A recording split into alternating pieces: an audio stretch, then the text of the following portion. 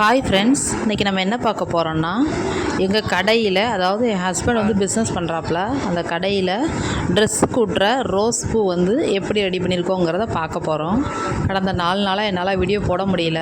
கொஞ்சம் உடம்பு சரியில்லை, ரொம்ப காய்ச்சல், ஃபீவர் அதிகமாகிட்டு. எனக்கு மட்டும் இல்லை, ஃபேமிலியில் 2-3 பேருக்கும் ஆகிப்போச்சு. அதனால் வீடியோ போடல, சாரி ஃப்ரெண்ட்ஸ்.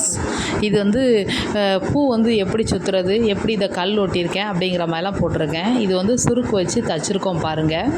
சுருக்கு வச்சு தைச்சதை இப்படி அழகாக, அதாவது பீடி மாதிரி சுற்றாமல் நல்லா ஒன்று போல் ரோஸ் பூ வர்ற மாதிரி அழகாக அப்படி சுற்றணும். நம்ம சுருக்கு வைக்கிற விதமும் இருக்குது ஃப்ரெண்ட்ஸ். சுருக்கும் கொஞ்சம் ஒன்று போல் நல்லா நெருக்கமாக வச்சோமா அழகாக இருக்கும் ரோஸ் பூ.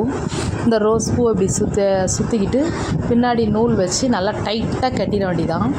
இது வந்து நம்ம பிள்ளைங்களுக்கு ஜடையில், ரீத்தில் இந்த மாதிரிலாம் சைடில் வைக்கலாம். ட்ரெஸ்ஸு கலருக்கு மேட்சாக நம்மளே பூ சுற்றி ரெடி பண்ணி பிள்ளைங்களுக்கு, பொம்பளை பிள்ளைங்களுக்கு வைக்கலாம் ஃப்ரெண்ட்ஸ். இது நாங்கள் ட்ரெஸ்ஸுக்காக சுற்றுறோம். நீங்கள் யாரும் சுற்றி ரெடி பண்ணி பிள்ளைகளோட தலையில் வைக்கிறதா இருந்தால் வைக்கலாம் ஃப்ரெண்ட்ஸ். நல்லாயிருக்கும், பார்க்க அழகாக இருக்கும். வேணுங்கிறவங்க கண்டிப்பாக இதை ட்ரை பண்ணுங்கள். இப்படி ரெடி பண்ணிவிட்டு இதில் நம்ம வேணுங்கிற கலர்ஸில் ஸ்டோன் ஒட்டிக்கலாம். நான் இதில் இன்றைக்கி கோல்டு கலர் ஸ்டோன் ஒட்டி இந்த ரெடி பண்ணியிருக்கேன் பாருங்கள்.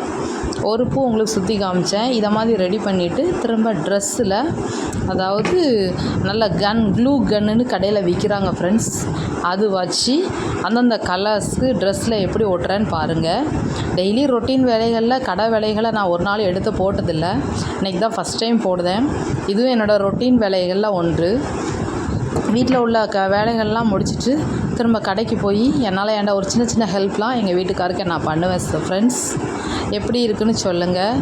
இப்படி அழகாக ஒட்டும்போது நம்ம வந்து கையில் சூடு பட்டுறாமல் பார்த்து கவனமாக ஒட்டணும் ஃப்ரெண்ட்ஸ். ஏன்னா கரண்ட்டில் மாட்டி அதில் வந்து க்ளூ கன்னு வந்து பிளாஸ்டிக்கில் இருக்கும். பிளாஸ்டிக்கில் இன்னொரு பிளாஸ்டிக் ஸ்டிக் வச்சு ஒட்டுவோம். அந்த ஸ்டிக்கை நான் காமிக்கலை. அந்த ஸ்டிக் வந்து நம்ம கரண்ட்டில் ப்ளக் மாட்டும் போது இலகி இந்த கன் வழியாக பசையாக நமக்கு கிடைக்கும், க்ளூவாக கிடைக்கும். அதை நம்ம ட்ரெஸ்ஸில் வேணுங்கிற ரோஸ் பூவை அந்தந்த கலர்ஸில் எப்படி ஒட்டி ரெடி பண்ணியிருக்கேன்னு பாருங்கள் ஃப்ரெண்ட்ஸ். கண்டிப்பாக இது நல்லா இருக்கான்னு சொல்லுங்கள். இந்த கவுன் எப்படி இருக்குன்னு. இது எங்கள் கடையில் ஓடுற கவுனு. இதை வந்து கடைங்களில் நாங்கள் ஆர்டர் வாங்கி தான் பண்ணிக்கிட்டு இருக்கோம். கவுன் எப்படி அழகாக இருக்குன்னு சொல்லுங்கள். இது நான் உங்களுக்கு கவுன் சேல்ஸுக்காக காமிக்கலை. கண்டிப்பாக ரோஸ் பூ எல்லோரும் ட்ரை பண்ணுங்கள். இதெல்லாம் சின்ன சின்ன ஒரு, அதாவது இன்ட்ரெஸ்ட்டில் பிள்ளைங்களுக்கு கூட சொல்லிக் கொடுக்கலாம். வீட்டில் அழகுக்காகவும் நம்ம ஒட்டி ரெடி பண்ணலாம். ஒரு சில ப்ராஜெக்ட் ஒர்க்கு நம்ம பண்ணும்போது பிள்ளைங்களுக்கு ஸ்கூலுக்கு இதெல்லாம் ரெடி பண்ணி கொடுக்கலாம். அதுபோக நம்ம வந்து ஒயிட்டில் வந்து இதை மாதிரி கவுன் தைக்கும்போது ஒயிட் கவுனுக்கு இதை மாதிரி சுற்றி வைக்கலாம் ஃப்ரெண்ட்ஸ். இதெல்லாம் வந்து ஒரு சின்ன அதாவது பிள்ளைங்க அழகுக்காக பிள்ளைங்களுக்கு செஞ்சு கொடுக்கலாம்.